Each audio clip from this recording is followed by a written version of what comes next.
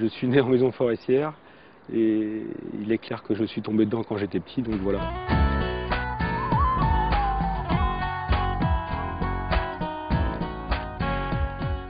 Mon métier aujourd'hui c'est bûcheron. Mon métier c'est de couper des arbres qui sont martelés par les agents et désignés par les agents. Mon métier donc c'est de les couper en toute sécurité. À l'ONF, on a cet avantage, c'est qu'on connaît bien la forêt. Et quand je vais couper mes arbres, je fais toujours attention au préalable d'épargner les sujets d'avenir, par exemple. Dans ces forêts périurbaines où le public est bien là présent, on se doit de faire attention et de laisser quand même une forêt avec des abattages propres.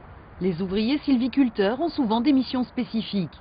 Victor Almeida est bûcheron, mais il y a aussi d'autres spécialisations comme conducteur d'engin ou grimpeur élagueur notamment. Pour l'heure, Victor doit procéder à la coupe de cet arbre en prenant certaines précautions.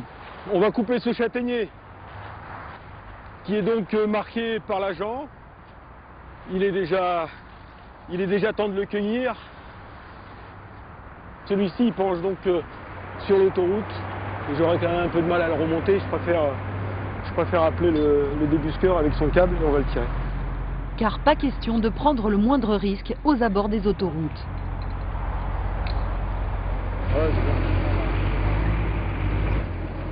Maintenant que l'arbre est sécurisé, Victor va pouvoir procéder à la coupe.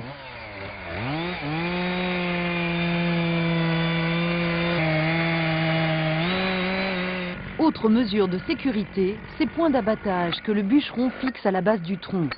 Si jamais le câble venait à se détendre légèrement, ces outils maintiendraient l'arbre dans l'axe de la chute souhaitée.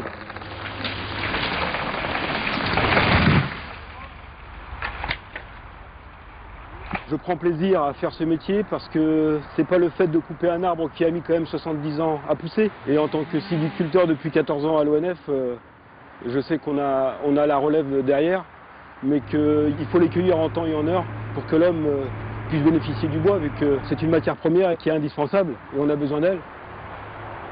Tel père, tel fils. Son père était forestier lui aussi.